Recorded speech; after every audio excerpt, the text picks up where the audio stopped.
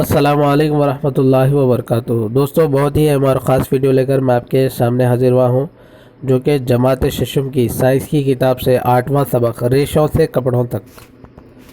इस सबक में बहुत ही अहम पॉइंट है। इस सबक से एक सवाल ज़रूर पूछा गया है। अगर आपके पास पिछले टेट इम्तिहान का पेपर है तो आप उठाकर देख सकते हैं। दोस्तों, ये वीडियो पेपर 1 वालों के लिए और पेपर 2 यानी जिनका मेथड बायोसाइंस है उनके लिए ये वीडियो काफ़ी मायने रखती है।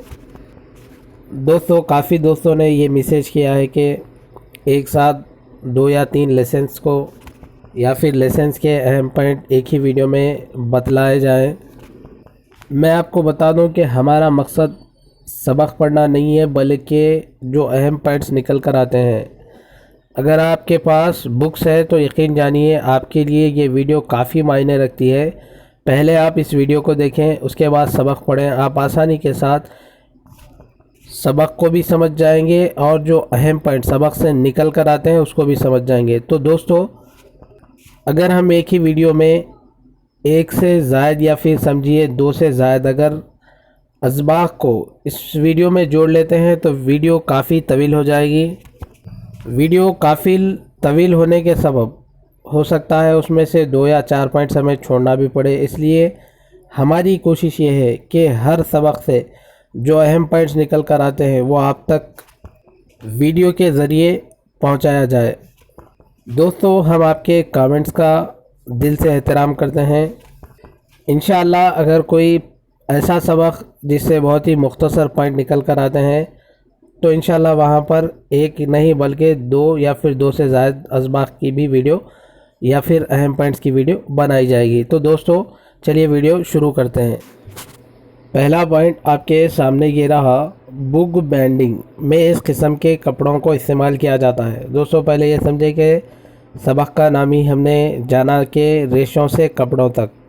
तो इस सबक में यही बात की जाएगी, यानी हम जो ड्रेस पहनते हैं या समझिए कि कैजुअल वियर और फॉर्मल वियर यानी आम कपड़े फिर या कहें सादा कपड़े जो पहनते हैं उसके बारे में ही इस सबक में बतलाया जाएगा। तो यहाँ पर पहला पॉइंट आपके सामने ये है दोस्तों, बुक बैंडिंग जो की जाती है उसमें कौन से किस्म के कपड़े का इस्तेमाल किया जाता है। जवाब आपके सामने ये रहा दोस्तों, कैलिको। दोस्तों, स्कूल बैग की तैयारी में भी एक किस्म का कपड़े का इस्तेमाल किया जाता है।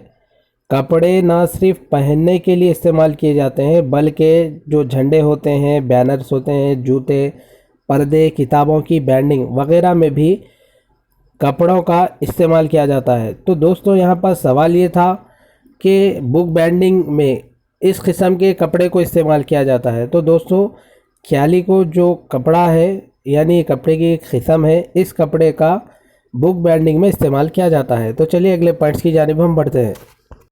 अगला पॉइंट आपके सामने ये रहा, ये कपड़े इन कपड़ों के मुकाबले में कुछ ज़्यादा ही दबेज होते हैं। यानी वो कौन से कपड़े हैं जो इन कपड़ों के मुकाबले में कुछ ज़्यादा ही दबेज होते हैं यानी मोटे होते हैं। तो जवाब आपके सामने ये रहा दोस्तों, सूती कपड़ा। इसको आप यूँ समझे कि सूती जो कपड़े होते हैं पॉलिस्टर कपड़ों के मुकाबले में कुछ ज़्यादा ही दबेज होते हैं, और जो सूती कपड़े होते हैं मोटे होते हैं, वज़नी होते हैं, और जो सूती कपड़ा होता है धोने के बाद उन पर सिलवटें आ जाती है। बस आप इतना याद रखें कि सूती कपड़े जो होते हैं पॉलिस्टर कपड़ों के मुकाबले में कुछ ज़्यादा ही दबेज होते हैं। तो चलिए अगले पॉइंट्स की जानिब हम बढ़ते हैं। अगला पॉइंट देखें दोस्तों, हालिया दौर में रेशम इससे भी हासिल किया जा रहा है। यानी जो हाल का दौर है उसमें रेशम इससे भी हासिल किया जा रहा है। ये वो कौन सी चीज़ है? जवाब आपके सामने ये रहा, मकड़ी। दोस्तों, आमतौर पर रेशम रेशमी कीड़ों से हासिल किया जाता है, लेकिन हालिया अरसे में साइंसदानों ने मकड़ियों से भी रेशम हासिल किया है और कर रहे हैं। ये बहुत ही अहम है सवाल दोस्तों, इसको आप अच्छे से जहन में रखें कि हालिया दौर में रेशम मकड़ी से भी हासिल किया जा रहा है। तो चलिए अगले पॉइंट्स की जानिब हम बढ़ते हैं। अगला पॉइंट आपके सामने ये रहा, कपड़े में धागे नुमा साख्तें होती है उसे कहा जाता है। दोस्तों कपड़े में धागे नुमा साख्तें होती है उसे हम क्या कहते हैं? तो जवाब आपके सामने ये रहा, बटा हुआ धागा। उसको इंग्लिश में हम कहेंगे यार्न। यानी कपड़े में धागे नुमा साख्तें पाई जाती है होती हैं, उन धागों को बटा हुआ धागा यार्न भी कहा जाता है। तो चलिए अगले पॉइंट की जानिब हम बढ़ते हैं।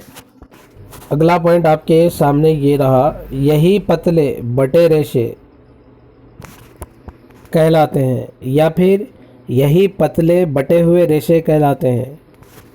यानी वो कौन से रेशे हैं जो पतले बटे हुए रेशे कहलाते हैं? जवाब आपके सामने ये रहा। जवाब देखें दोस्तों, फाइबर्स। यानी यही पतले बटे रेशे धागे फाइबर्स कहलाते हैं। अभी हमने जाना कि कपड़े में धागे नुमा साख्तें होती है, उन धागों को बटा हुआ धागा फिर या यार्न भी कहते हैं, और यही पतले बटे रेशे फाइबर कहलाते हैं।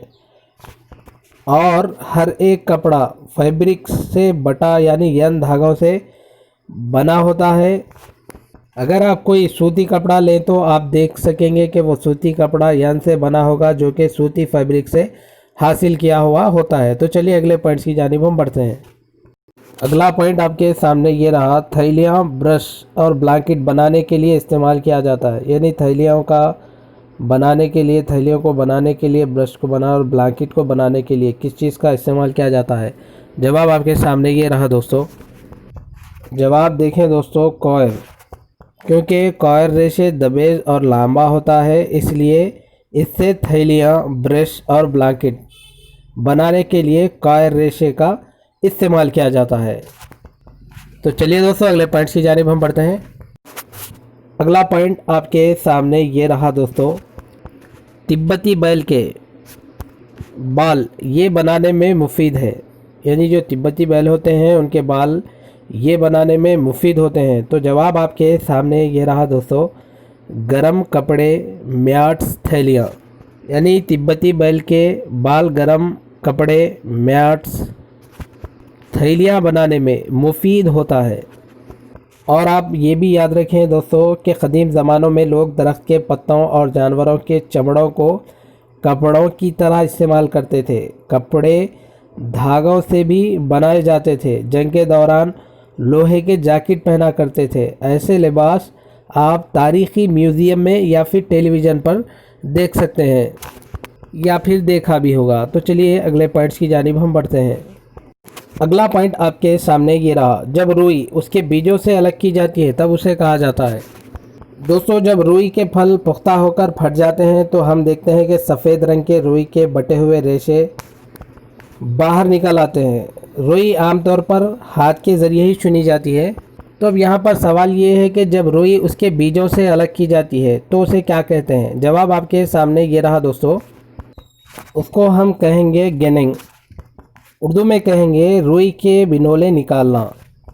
दोस्तों उसके साथ साथ आप ये भी याद रखें कि क़दीम ज़माने में लोग दरख्त के पत्तों और जानवरों के चमड़ों को कपड़ों की तरह इस्तेमाल करते थे। कपड़े धागों से भी बनाए जाते थे, लेकिन जंग के दौरान लोहे के जैकेट पहना करते थे। ऐसे लिबास आप तारीख़ी म्यूज़ियम में या फिर टेलीविज़न पर देख चुके होंगे। उसके साथ साथ दोस्तों आप ये भी याद रखें कि सूती गोले या सूती फलों से हासिल किया जाता है। यानी कुदरती रेशें, पहले ये जाने कि कुदरती रेशें सूती, पटसन, ऊन और रेशम ये तमाम कुदरती कपड़ों की चंद मिसालें हैं। आमतौर पर जो रुई के पौधे होते हैं रेगड़ी ज़मीनों में उगाए जाते हैं, और ये हमारी रियासत में रुई की फसल ज़्यादातर अजला जैसे आदिलाबाद, नलगुंडा, वरंगल और बहुत सारे तेलंगाना के अजला में उगाई जाती है, लेकिन बहुत ज़्यादातर आदिलाबाद, नलगुंडा और वरंगल में उगाई जाती है। तो चलिए अगले पॉइंट्स की जानिब हम बढ़ते हैं। अगला पॉइंट आपके सामने ये रहा दोस्तों, वो तरीक़ा जिसमें रेशे से धागा बनाया जाता है। तो जवाब आपके सामने ये रहा दोस्तों, सूत का तना।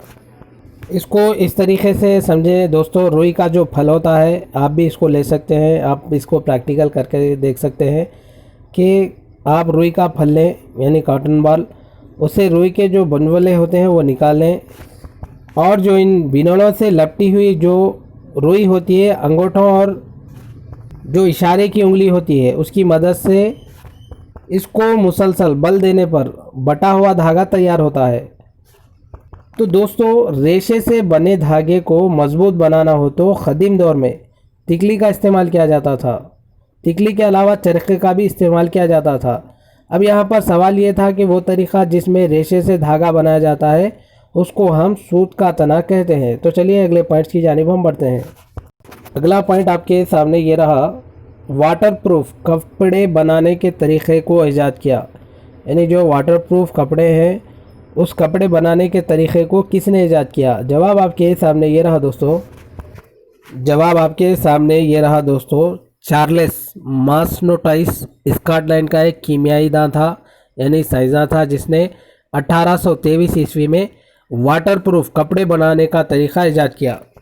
सवाल ऐसे भी हो सकता है दोस्तों, चार्ल्स मास्नोटाइस कहाँ का रहने वाला था? तो जवाब हमारा ये रहेगा स्कॉटलैंड। या फिर सवाल ऐसे भी किया जा सकता है, चार्ल्स मास्नोटाइस ने ये ईजाद किया। तो जवाब हमारा रहेगा प्रूफ कपड़े बनाने का तरीक़ा।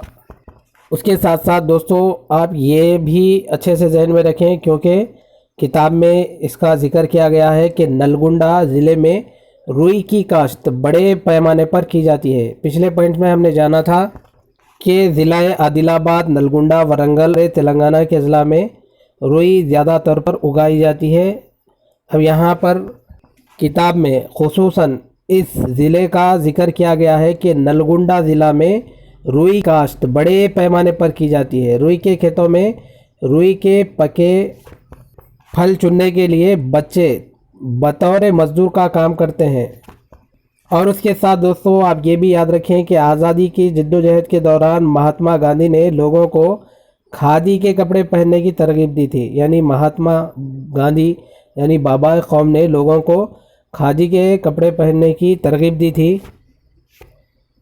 और जो खादी का धागा होता था घरों में काता जाता था। लोगों ने विदेशी कपड़ों को स्वदेशी तहरीक के दौरान जला दिया था।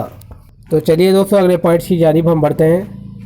अगला पॉइंट देखें जो कि काफ़ी अहम है, पटसन के धागों को कहते हैं। यानी पटसन का जो धागा है उसको क्या कहते हैं? जवाब आपके सामने ये रहा, सुनहरी धागा। दोस्तों चावल, मिर्च और दूसरे तिजारती अजनास के थैलियाँ जो होती हैं वो तमाम थैलियाँ मोटे पटसन के कपड़ों से ही बनाए जाते हैं, क्योंकि ये थैले वज़नी चीज़ों को ले जाने के लिए मौजू होते हैं। दोस्तों आप ये भी याद रखें कि रुई की तरह पटसन के धागे भी कपड़े बनाने के लिए बहुत ही मुफीद होते हैं। इनको हम सुनहरी रेशे, गोल्डन फाइबर कहते हैं। सुनहरी धागा कहें या फिर गोल्डन फाइबर या फिर सुनहरी रेशे, ये तीन एक ही हैं। और आप ये भी याद रखें कि पटसन का जो धागा होता है रुई के धागे के जैसा नहीं होता, ये ज़्यादा सख्त और मज़बूत और खुरदार होता है। तो चलिए दोस्तों अगले पॉइंट्स की जानिब हम बढ़ते हैं। दोस्तों आप ये भी याद रखें कि पटसन के जो रेशे होते हैं उनको पौधों से हासिल किया जाता है। पटसन के पौधों को पानी में चंद दिनों के लिए रखा जाता है। जब ये तना पानी में भीग कर नरम हो जाते हैं तो पटसन को आसानी से खींच कर निकाला जाता है। जब इस तरह रेशे अलहदा हो जाते हैं तो इनसे पटसन के धागे बना लिए जाते हैं। अब धागों को अच्छी तरह से कंघी की जाती है, उन्हें साफ़ किया जाता है। इस तरह हासिल किए गए साफ पटसन को इस्तेमाल करते हुए थैले बनाए जाते हैं। तो दोस्तों अगला पॉइंट देखें, ये भी रेशेदार पौधे हैं। यानी वो कौन से पौधे हैं जो रेशेदार हैं? तो जवाब आपके सामने ये रहा दोस्तों, हेम्प एंड फ्लेक्स। यानी हेम्प और फ्लेक्स पौधे भी रेशेदार होते हैं, इनसे भी कपड़े बनाए जाते हैं, लेकिन रुई के मुकाबले में बहुत कम। उसके साथ साथ दोस्तों आप ये भी याद रखें कि बम्बू और अम्बाड़े के पौधों से भी रेशे बनाए जाते हैं। तो चलिए दोस्तों अगले पॉइंट की जानिब हम बढ़ते हैं। अगला पॉइंट देखें दोस्तों, दो आड़े और खड़े धागों को आपस में तरतीब देने का अमल कहलाता है। यानी दो आड़े और खड़े जो धागे होते हैं उसको आपस में तरतीब देना, वो अमल क्या कहलाता है? जवाब आपके सामने ये रहा दोस्तों, बुनना। उसको हम इंग्लिश में वीविंग कहेंगे। और जो बुनने का अमल होता है किरघों पर होता है। ऐसे किरघे जो आदमी की मदद से चलते हैं उन्हें दस्ती किरघे या उन्हें हैंडलूम कहते हैं। या फिर बरखी किरघे होते हैं उसको पावरलूम यानी मशीनों के ज़रिए चलाए जाने वाले क्रिया कहते हैं। तो चलिए दोस्तों अगले पॉइंट्स की जानिब हम बढ़ते हैं। अगला पॉइंट आपके सामने ये रहा, इसने दुनिया का सबसे पहला खिस्र रेशा तैयार किया। यानी दुनिया का सबसे पहला खिस्र रेशा किसने तैयार किया? जवाब आपके सामने ये रहा दोस्तों, डॉक्टर मवेशी ओकामोटो ने दुनिया का सबसे पहला खिस्र रेशा ईजाद किया, जो कि 1970 ईस्वी में। इसको आप यूँ याद रखें कि 1970 ईस्वी में टोरे इंडस्ट्रीज़ के साइंसदान डॉक्टर मवेशी ओकामोटो ने दुनिया का सबसे पहला खिस्र रेशा तैयार किया। तो चलिए दोस्तों अगले पॉइंट्स की जानिब हम बढ़ते हैं। अगला पॉइंट आपके सामने ये रहा, पॉलिस्टर जो एक मसनूई रेशा है जो इसे तैयार किया जाता है। यानी जो पॉलिस्टर एक मसनूई रेशा है इससे तैयार किया जाता है। जवाब आपके सामने ये रहा दोस्तों, पेट्रोलियम। यानी पॉलिस्टर जो एक ज़्यादा इस्तेमाल किया जाने वाला मसनूई रेशा है जिसको पेट्रोलियम से तैयार किया जाता है। तो चलिए दोस्तों अगले पॉइंट की जानिब हम बढ़ते हैं। लकड़ी के गूदे से तैयार किया जाता है। यानी लकड़ी का जो गूदा होता है उससे क्या तैयार किया जाता है? जवाब आपके सामने ये रहा, रियान। और उसके साथ साथ दोस्तों आप ये भी याद रखें कि रुई के जो बीज होते हैं, यानी रुई को बीजों से अलग करने को गिनिंग कहते हैं, और रेशों से धागे बनाने के अमल को स्पिनिंग कहा जाता है। तो दोस्तों ये थे 8वें सबक के अहम पॉइंट जो मैंने आपके सामने रखे। दोस्तों आपकी नज़र में कोई और 8वें सबक से अहम पॉइंट नज़र आते हैं तो आप कमेंट सेशन में ज़रूर बताएं, क्योंकि इस चैनल से बहुत सारे दोस्त जुड़े हुए हैं। तो चलिए दोस्तों फिर हमारी अगली वीडियो में मुलाकात होगी। अस्सलाम वालेकुम, अल्लाह हाफिज़।